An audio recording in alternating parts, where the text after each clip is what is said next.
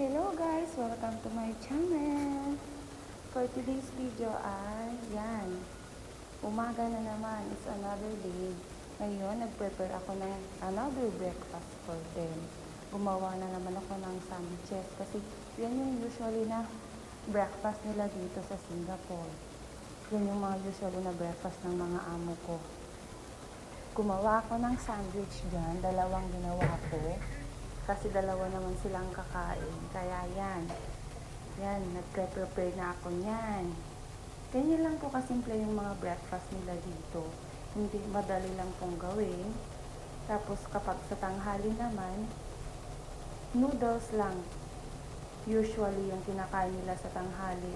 Sa gabi ka lang talaga magluluto ng talagang heavy breakfast. Heavy dinner para sa kanila.